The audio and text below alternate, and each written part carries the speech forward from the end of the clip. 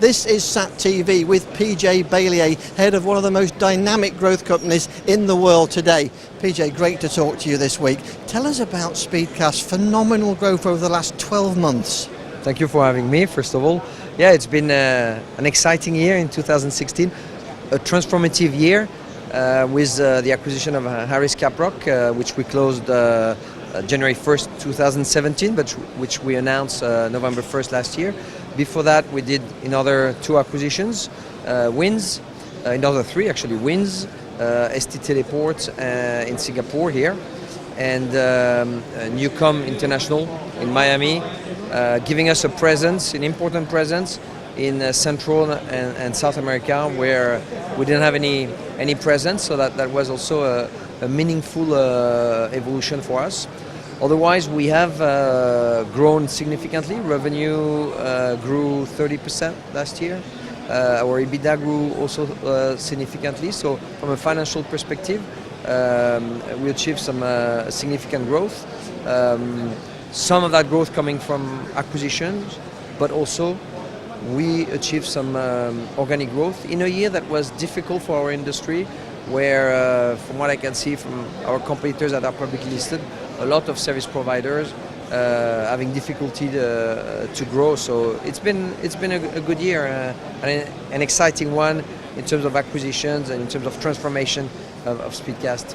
What are some of the challenges when you're sort of working with all these new companies, new colleagues, new organisations to sort out? What for you have been some of the major challenges?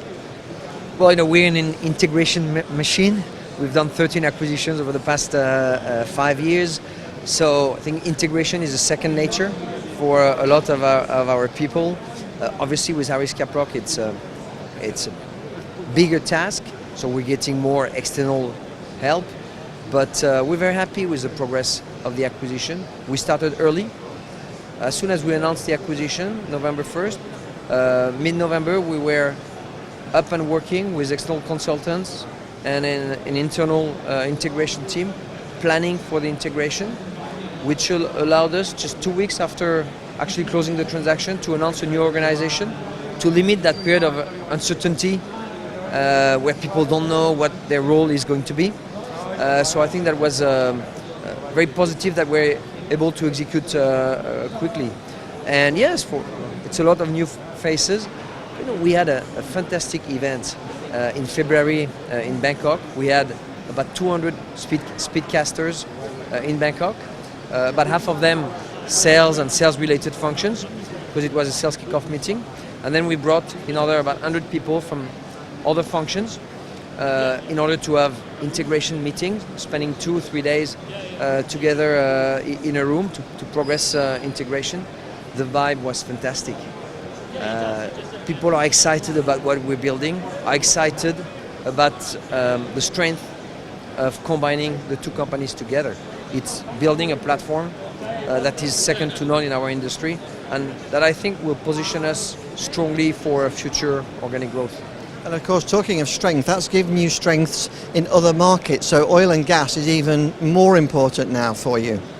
Yes, Harris Caprock is a leader in servicing the oil and gas sector. Speedcast also had some business in that sector, so together we are a strong leader in that vertical. It represents 45% of our total revenue, of the group's total revenue, so it's our number one division. And as we all know, it's been a difficult time for the energy sector over the past 3 years, 2.5 years, but the mood has changed significantly. We're seeing our customers back at work, working on projects, asking us for proposals, for quotations, whereas 12 months ago it was very quiet. So it's positive. Now, we are winning business. I think the big business, the big investment decisions are still a few quarters away.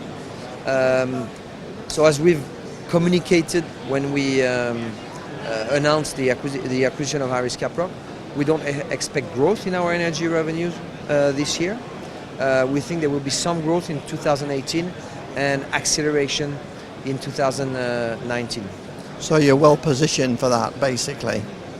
Yes, I think we believe strongly positioned in the competitive landscape in terms of servicing the oil and gas sector. We have capabilities that are second to none. Over 250 field engineers in 40 countries supporting our customers. A network that is amazing, 19 teleports, over 8,000 megahertz of capacity under contract. I believe we're the largest commercial buyer of satellite capacity globally. I think we have very interesting capabilities, and something I'm very excited about is our R&D and product development capabilities. We have reached a critical mass which allows us to have significant resources focused on developing, integrating, testing new solutions for our customers. I think it's very important that we constantly increase the value we create for our customers beyond the physical layer, beyond just connectivity, different types of value-added services that help them in their daily jobs. And it's all the more important that our oil and gas customers have been transforming themselves over the past few years, learning how to work with a lower oil price, how to work in a leaner way, and to achieve that they will need to outsource more. Yeah. They will need to have partners like Speedcast that they can trust, that can do a number of things for them, way beyond communications, and we're already doing that for some of our customers, into IT support, IT services, and other areas that we don't want to talk too much about yet, but that are definitely exciting. But R&D can reassure them that you're with them for the journey, not just for today, can't it? Yes, definitely, and it's an area where we're investing, and I think they will see through the roadmap and through the announcements of new products that we're progressing and we can create more value for them. Just before you go, and changing industries, there's a big announcement in the Philippines with your partner Airbus. Can you tell us a little bit about that? Yes, it's an exciting partnership that we started last year with Airbus Defence and Space. We're seeing some really attractive growth potential in the government sector as government spending is back on the rise in Australia, now in the US, and Europe, and NATO partners will follow. So we started this partnership last year with Airbus, focused on Australia and New Zealand. We're now expanding it into the Philippines and hopefully into more countries in the future. But definitely exciting again. The news just keeps rolling on. Thank you very much for talking to us. Thank you very much.